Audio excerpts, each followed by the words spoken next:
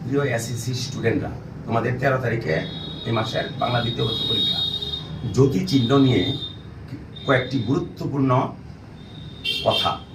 এক, জ্যোতি চিহ্ন কখন কোনটা বসবে তা বোঝানোর জন্যই আজকের এই ক্লাসটা।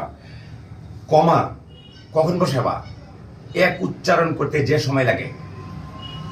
সেমিকোলন কখন বসাবা, এক বলার দ্বিগুণ সময়। দাড়ি বা পূর্ণচ্ছেদ, প্রশ্নবোধক, বিস্ময় চিহ্ন, colon dash, colon dash, 1 second সময় যদি হয় তাহলে এই চিহ্ন বসাবা। হাইফেন থামার প্রয়োজন নেই। ইলেক বা লুপ চিহ্ন থামার প্রয়োজন নেই।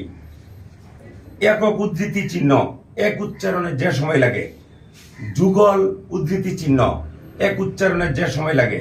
বন্ধুরের চিহ্ন থামার প্রয়োজন নেই। বর্জন চিহ্ন থামার প্রয়োজন নেই।